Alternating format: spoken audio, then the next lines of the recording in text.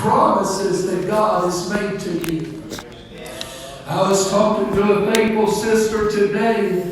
She said, I can't understand when you begin to get it in your vision. They say, Lord, I believe in your word. I believe in your promises. I believe in the revelations that you have given me. That's what makes the difference in our life. And as we begin to see it, the second thing that's got to happen in our life is we've got to be persuaded of it.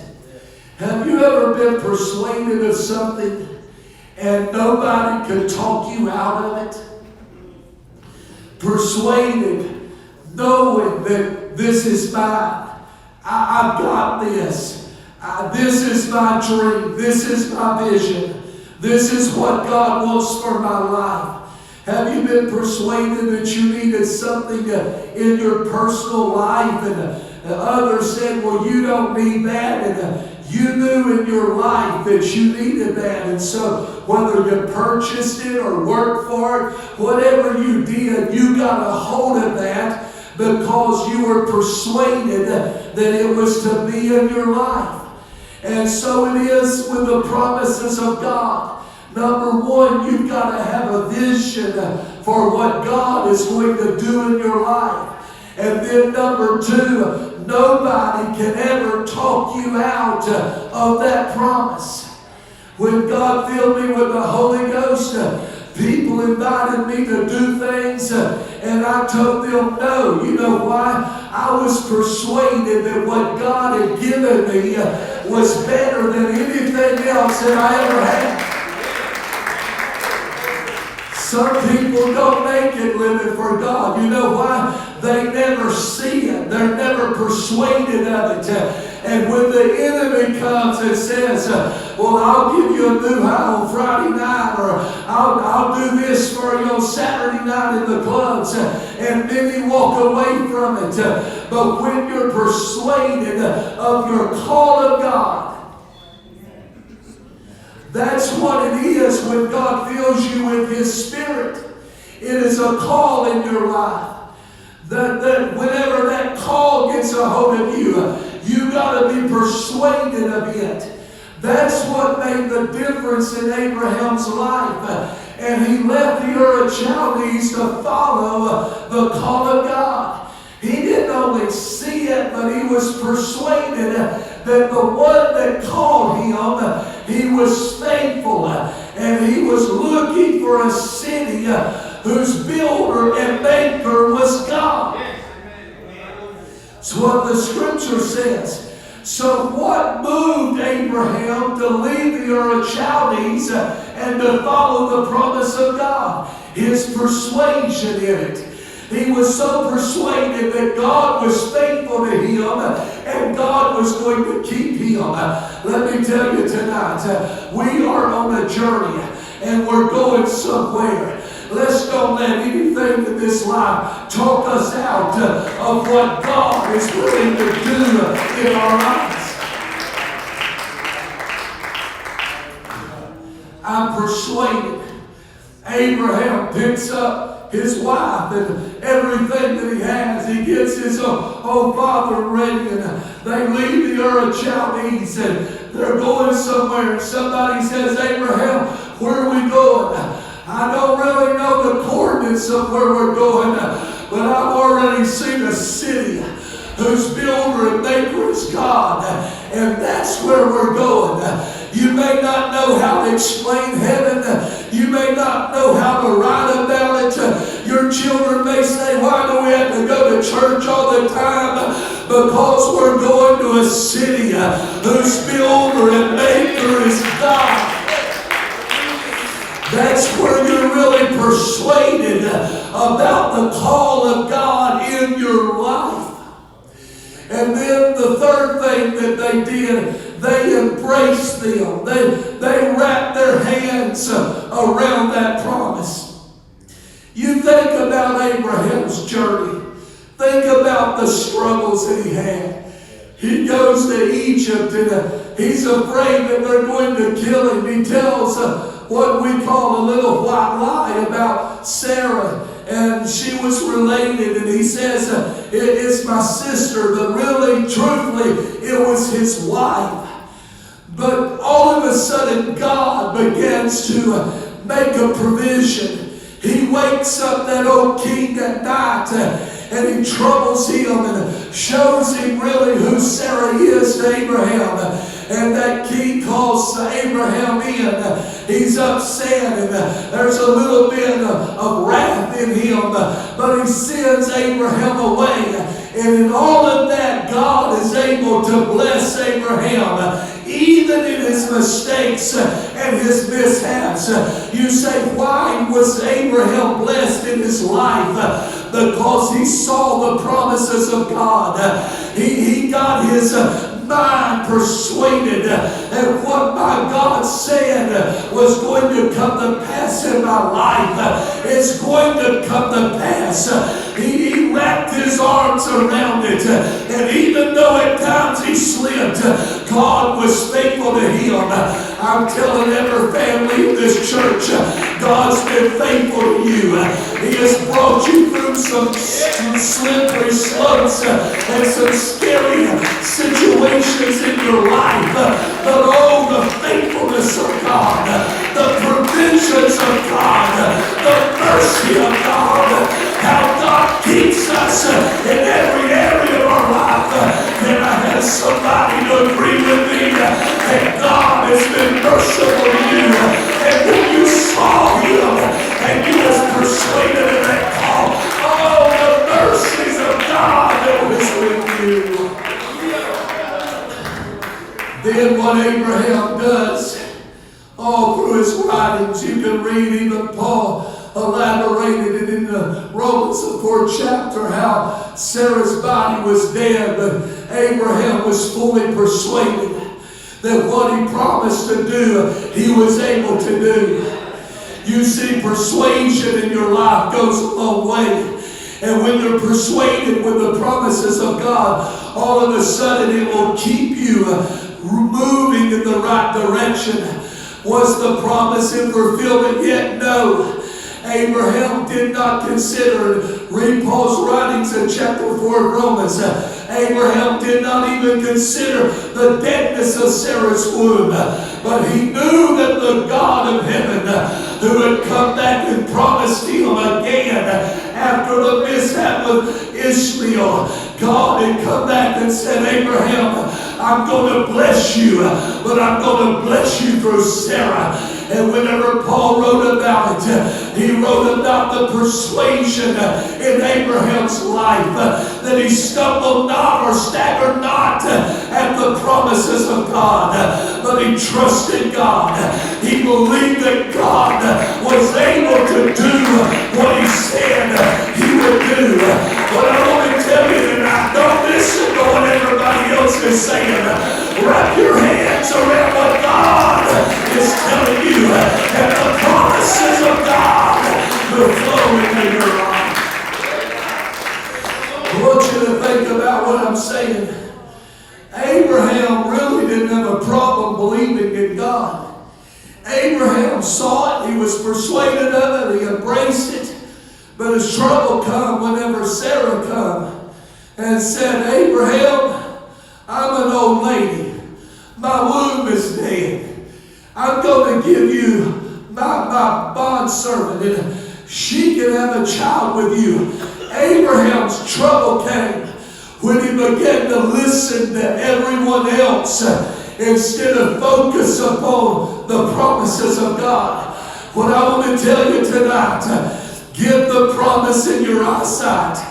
Get it in your mind and become so persuaded of it that nobody else can talk you out of it. Nobody else can take it away from you. And put it into your hands and say, God, I'm embracing this promise. I'm believing in it, and nothing's going to steal it out of my hand. Faithful is the Lord that has promised us. I don't know what God's promised you. There's some in this house. You see that next step in your life. You know that God's going to give you better things than you have right now. You've already promised God when the promises give you here. I'm going to worship you. But I want to tell you, don't forget what your promise has been to the one that's able to bless your life. Then the fourth thing that they did, they confessed that they were strangers and pilgrims on the earth. For they that declare such things declare plainly that they seek a country. The Bible said if they hadn't been mindful from whence they came, they should have had opportunity to return. What that simply means is this: from the start of where they received the promise of God to where they were, if they would have made their mind up, I want to go back, he said, they would have had every opportunity to turn around and go back from whence they came. It is same with you and I tonight. God has called us out of many, many sins. He called us out of some dark areas in our life. And God gave us promises. I don't know about you, but I talk about myself.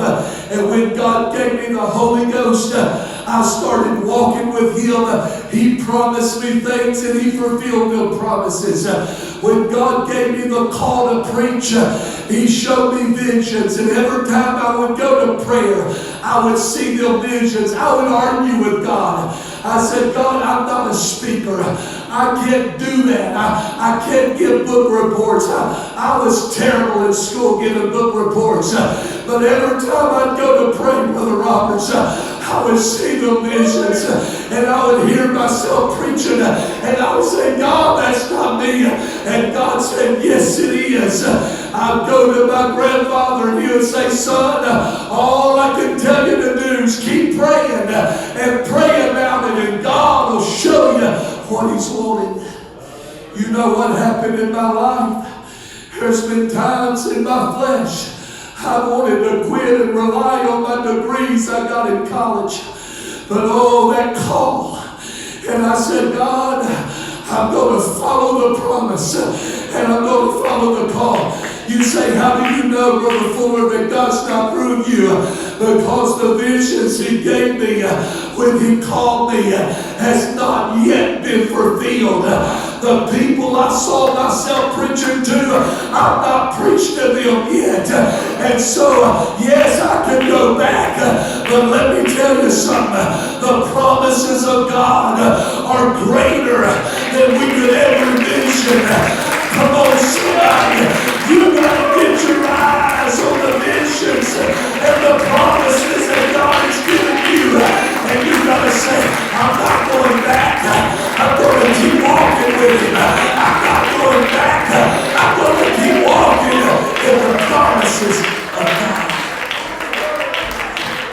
I've seen their faces. I've seen the crowd. And I've not yet done that. Why would I go back whenever the promises have not yet been fulfilled in my life? Some of you are sitting here tonight. You've got things in your eyesight of what you've seen God to do in your life. You embraced it. You confessed it. You were persuaded. And today you got to keep moving. When Isaac was born, I want you to listen. God He really dealt with me about this a couple nights ago. But listen to this. When Isaac was born, Isaac was the promised seed that God had promised Abraham. And Isaac he's growing up, and Abraham sends the servant, and he brings back Rebekah to be Isaac's wife. And as Isaac and Rebekah, they're growing, and they're growing their family and their herds and all of this stuff. And I preached to you here the other day about the wells of Isaac. But there was something in that scripture that God has dealt with me over and over and over again. Because after Isaac had dug that well and the Lord had made room for him, the Bible said the Lord appeared unto him in the same night and said, I am the God of Abraham thy father. Listen to this. The promises that God had put in the bosom of Abraham did not die when Abraham died. You can read that portion of Scripture, I believe Genesis chapter 26, you can read that. But as you read it, you're going to find Abraham died. The Philistines stopped up the wells of Abraham. And Isaac was simply redigging the wells because his herds needed water. His family needed water. But the herd that strove with him and overcome him. But the Bible said whenever he dug that last well, that the Lord had made room for him. And God appeared and reminded him, Isaac, I am the God of Abraham, thy father. In other words, when one generation dies, the promises does not die with that generation. But they keep on living. And watch what he says. And here's where I prove my point. The Lord says unto him, I am the God of Abraham thy father. Fear not, for I am with thee, and will bless thee, and will multiply thy seed. What did God tell Abraham? I'm going to make thy seed as the stars of the heaven and the sands of the sea. That's what he told him. And so here comes God. And he wakes up little Isaac. And he says, Isaac, I'm the God of Abraham, thy father. And I'm with thee. Fear not, I'm with thee. I'm going to bless thee. I'm going to multiply thy seed. But watch this. Here's the next context of that scripture. For my servant Abraham's sake. And when I read that scripture here the other night, God said, what I'd done in Isaac's life was because of the promise that lived in Abraham. Everything that I told Abraham had to travel now through Isaac. In other words, it was one generation to another. The promise just kept on living.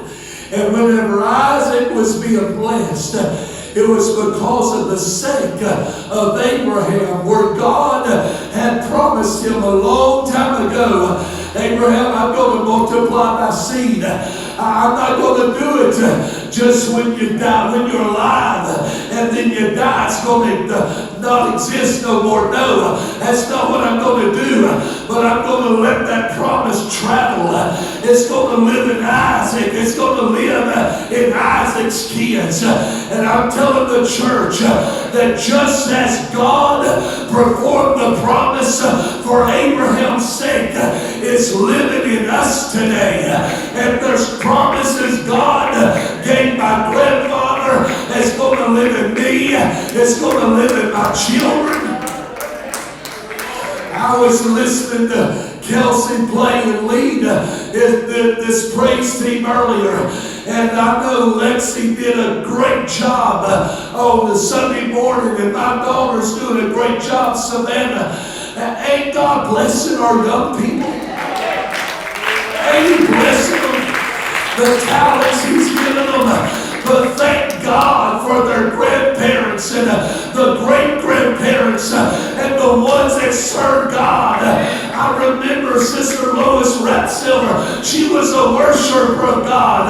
My grandmother was a worshiper of God. And here come their great-grandchildren and grandchildren. And they're doing things in the kingdom of God. This is what I'm talking about. We've got to get a hold of the vision that God gave generations before us and say, you know what? We're living in the promises of God and we've got building on our side. My daughter called me today, Destiny, and her and Gentry's going to California. They called them for a revival in L.A. for Brother Baker. And Destiny called me. She said, Daddy, they just called me and said that They're wanting to invite me to speak to the young ladies in that youth group. And she said, I'm very scared. She said, I think I'm going to turn them down because I've never done that before. I said, Destiny, you better pray about it because remember the prophecy. There was a young lady named Sister Lori Green that walked up to Destiny when she got back in church. And there was a speaker speaking to a group of young people. And Sister Green walked up to Destiny and said, Destiny, this is you in a couple years. You're going to be speaking to young people. I said, Destiny, remember the prophecy of the promise that was on your life. You cannot be afraid. You've got to embrace it. I said, go ahead, do it. This is God's work in your life. I'm challenging our young people. I'm challenging every adult in this church. Pick up the promises of God. Get them in your vision. Wrap your hands around them. Be persuaded. This is my hour. This is my revival. This is my place in the kingdom of God. This is what God is wanting to do in my life. Right here, come on.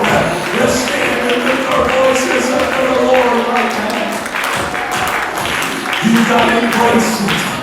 You've got to see it. You've got to get your hands around it. You've got to be persuaded. Because what God is wanting to do in your life, it was a generation before you. There was that prayer warrior. It was the generation before you that heard the call of God and said, wherever you lead me, Lord, I will follow you. Wherever you lead me, I'm going to follow you in the promises of the God.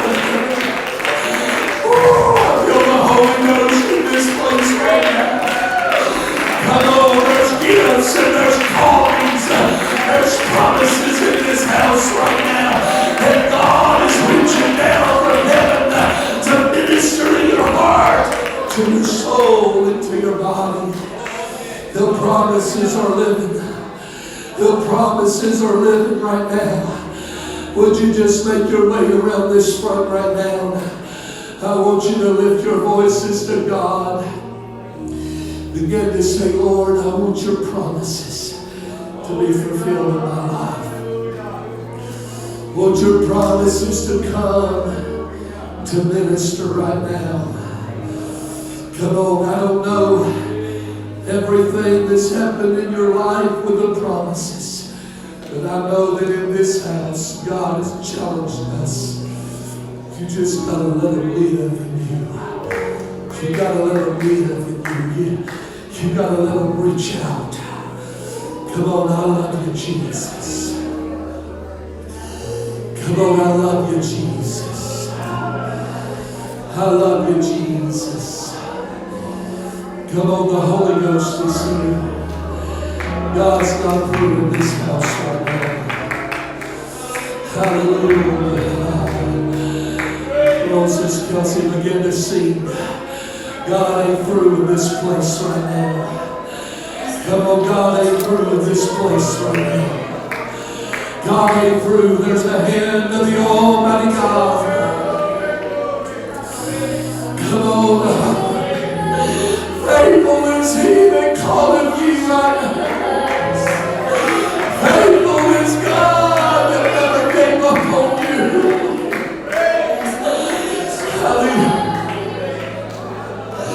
Come on, this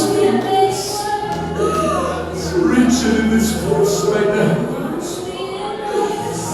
Come on, that mercy is washing you right now. Yes, Jesus. Come on, He's here right now. He's in this place right now. He's doing the work in your spirit, in your soul, in your heart. Hallelujah, Jesus. Hallelujah, Jesus. Come on, let's sing it. Hallelujah, Jesus. God, I praise you, Jesus. Come on, let that mercy of God move in this house right now. Lord, let the mercies of God move. Hallelujah, Jesus. I'm clean in you right now, Lord. I'm clean in your mercy right now, Lord. Every promise God has given you today, the promises are moving in your heart and in your spirit. Every desire that God has had for you today. But when the promises come to you, you got to declare plainly. I'm declaring what I see in the Lord. I'm declaring the things that I feel. Come on, that mercy's leading you there right now. That mercy's calling you there right now. Hallelujah. Come on, church. Let's just pray in this altar right now. Come on, let's just pray for a moment right now. Hallelujah, Jesus. Woo. He's in this place right now. He's in this place right now. Hallelujah. I'm going to baptize for the people in a minute. I want this altar, though, just to continue. There's things in this place right now. God is calling us in by the promises. His mercy, His cleansing, His power, His word. Hallelujah, Jesus. Yes, Jesus. Come on, just pray one for another right now. God, I feel the power of your name right now. Hallelujah, Jesus. Come on, mercy's calling in this place right now. Mercy's ministering right now. Hallelujah, Jesus. Hallelujah. As they sing and pray one for another, just keep worshiping around this front. Hallelujah. I'm going to prepare to baptize for the kingdom right now.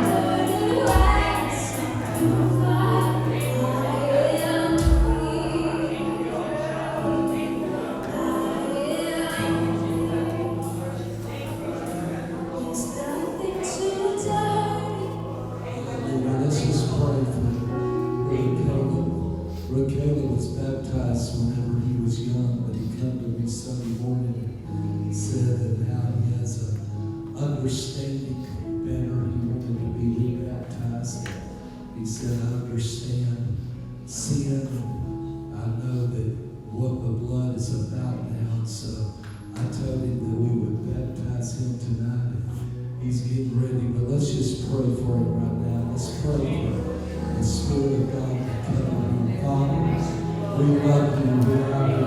We bless you in this household. Pray that the Spirit of the Lord will cover the King's life. I pray for His Spirit. Pray for the hand of God that be with him this hour. I pray, God, for your Spirit to nourish him and lift him up. I pray for the blessing of the Lord to make him rich. God, that you have no sorrow with him, but that you're walking with him. The favor of the Almighty God. I praise you today, Lord. I bless you for your Spirit and for your power and your glory. Hallelujah, Jesus. Let that comfort move in his life. We give you honor. We give you praise. We give you adoration.